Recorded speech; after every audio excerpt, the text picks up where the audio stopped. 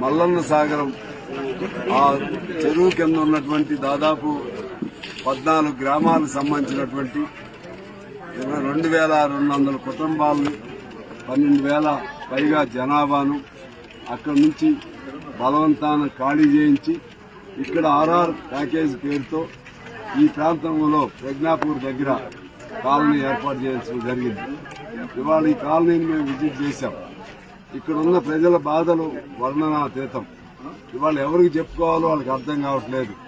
వాళ్ళు ఓట్లు వేయించే గెలిపించినటువంటి మాజీ ముఖ్యమంత్రి గారు ఇప్పుడు ఎమ్మెల్యే అయినటువంటి కేసీఆర్ గారేమో వాళ్ళకి దొరకడు. అసెంబ్లీలో వాళ్ళ గురించి చెప్పేవాడు ఎవరు తెలియదు. ఈ పరిస్థితుల్లో కమ్యూనిస్ట్ పార్టీగా మేము రావడం జరిగింది. వాళ్ళు ఇప్పుడున్న ప్రభుత్వం అయినా వాళ్ళైనా వచ్చి సరే అక్కడ పాత ఏం జరిగిందో మేము బాధ్యత తీసుకుంటాం చేస్తామని వీళ్ళు రారు.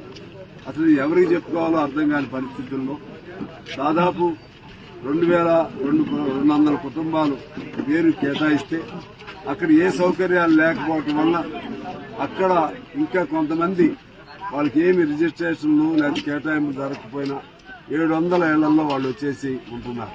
అది ఇక్కడ కేటాయించబడిన వాళ్ళకి కూడా ఇప్పుడు ఇల్లు లేవు. మరోవైపు కొన్ని చోట్ల కేటాయించిన చోట శవాలు పక్కనే కాలుస్తున్నారు. దానిలో కూడా అంటే కొంతమందికి ఇచ్చిన స్థలాల్లోనే వేరే శ్మశాన వాటికి లేకపోబట్టి అక్కడ శవాలను అక్కడే కాలుస్తా ఉన్నారు. మరోవైపు ఒక ఇల్లు నేను చూశాను. అక్కడ వేముల నాగమ్మ అనే ఇల్లు. ఆమె కొడుకు పెళ్లైంది, 4 పిల్లలు.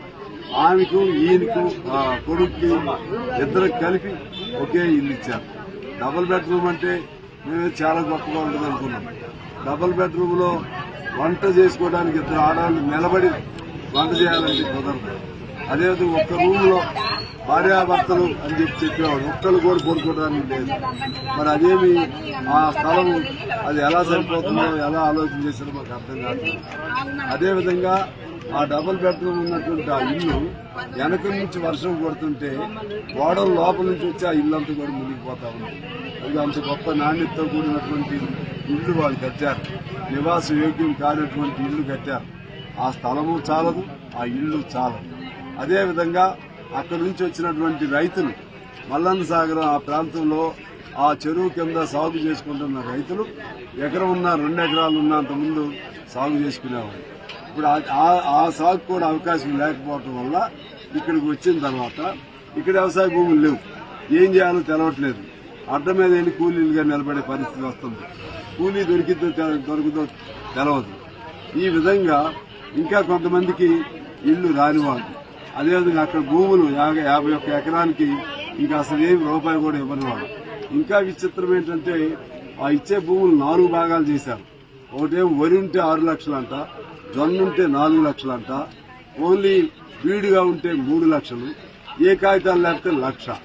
ఈ విధంగా ఆడుకున్నారు, ప్రజలతో ఆడుకున్నారు. ఆడుకుని కాళేశ్వరం పేరుతో రాష్ట్రాన్ని ఇబ్బంది పెట్టడం ఒకవైపు అయితే, ఈ ప్రాంత ప్రజల్ని వీళ్ళు భూములు ఇచ్చి త్యాగాలు చేశారు. ఆ త్యాగాలన్నీ కొంతమందికి భోగాలుగా మారిపోయాయి. వీళ్ళ సమస్యను ఖచ్చితంగా పట్టించుకోవాల్సిన బాధ్యత ప్రభుత్వం పైన, ఇప్పుడు ప్రభుత్వం పైన కూడా ఉందని నేను మనవి చేస్తున్నాను. పాత ప్రభుత్వంగా లేకపోయినా కేసీఆర్ గారు ఇప్పుడు కూడా ఎమ్మెల్యేని. ఆయన అసెంబ్లీలోకి రావాలి, అసెంబ్లీలోకి వచ్చి రాష్ట్ర సమస్యల మీద మాట్లాడాలి. ప్రత్యేకించి మిమ్మల్ని గెలిపించి ఆదరిస్తున్నటువంటి ఈ ప్రాంత ప్రజల ఇబ్బంది గురించి కూడా మీరు మాట్లాడాలి. ఇందులో ప్రజాస్వామ్యంలో సిగ్గుపడేది ఏం లేదు. ప్రజాస్వామ్యమే అంతిమంగా విజేత. ప్రజాస్వామ్యంలో ప్రజలే గొప్ప విజేతలు. ప్రజాస్వామ్యంలో ప్రజలిచ్చే ఓటే గొప్ప పరిణామం. అందువలన దాన్ని గౌరవించాల్సిన బాధ్యత ఉంది.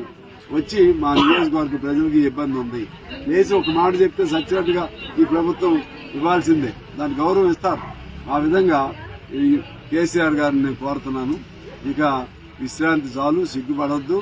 ఎందుకంటే ఎవరు శాశ్వతం కాదు. అట్లా అనుకున్నప్పుడు ఉమ్మడి రాష్ట్రం చాలా మంది ముఖ్యమంత్రులు చేశారు. ఎన్టీ రామారావు గారు లాంటి వాళ్ళే ఓడిపోయారు. అందువల్ల అసెంబ్లీకి రావాలి, ఈ ప్రజల సమస్యలు పట్టించుకోవాలి. ఇక్కడున్న మంత్రి గారు కూడా రావాలి, పొన్నం ప్రభాకర్ గారు వచ్చి దీన్ని చూడాలి. అదేవిధంగా ముఖ్యమంత్రి గారి దృష్టికి తీసుకుని వెళ్లాలి. సందర్భం అవకాశం దొరికితే ముఖ్యమంత్రి గారు, ఇప్పుడున్న ముఖ్యమంత్రి గారు కూడా ఈ ప్రాంతానికి రావాలి, వచ్చి చూడాలి. ఎందువల్లంటే భవిష్యత్తులో నిర్వాసితులు ఎవరైనా సరే ఇటువంటి ఇబ్బంది జరగకూడదు. ఇవాళ అనేక అంశాలపైన ఫామ్ హౌస్ పేరుతో మనం ఫార్మాసిటీయో లేదా ఇంకో పేరుతోనూ నిర్వాసితులు అవుతున్నారు. ఈ నిర్వాసితులు పడుతున్న ఇబ్బందులు మరొక నిర్వాసితులు పడకుండా ఉండాలంటే వాళ్ళు వచ్చి ఇక్కడ చూడాలి. ఈ అన్ని అంశాలపైన ఇవాళ పరిశీలన చేయడానికి మా రాష్ట్ర జిల్లా కమ్యూనిస్ట్ పార్టీల నాయకత్వంలో మేమందరం ఇక్కడికి వచ్చాము. ఈ అంశాలపైన ఖచ్చితంగా ప్రభుత్వ దృష్టికి మేము తీసుకుని వెళ్తాం.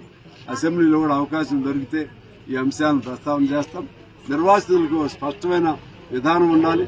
వాళ్ళు ఏమైనా భూములు కోల్పోతే ఆ భూములకు ప్రత్యామ్నాయ భూములే చూపెట్టాలి తప్పితే తీసుకెళ్లి ఎక్కడో పడేసి మీరు ఇచ్చే డబ్బులు కూడా ఇంతవరకు పూర్తిగా వేయకుండా దిక్కుమాలినటువంటి దిక్కులేని వాళ్ళుగా చేయకూడదు. దానిపైన కూడా మేము పోరాటం చేస్తామని తెలియజేస్తూ మల్లన్న సాగర్ ఇంకొక విశేషం ఏంటంటే ఇక్కడ 12 గ్రామాలు 14 గ్రామాలు వస్తే వాళ్ళకి ఆ ఊరి మీద ఉన్నటువంటి సెంటిమెంట్, ఆ ఊరి మీద ఉన్నటువంటి మమకారం ఎలాంటిదంటే ఇక్కడ మొత్తం ఈ ప్రాంతం పేరు పెట్టాలన్న వాళ్ళు ఒప్పుకోలేదు.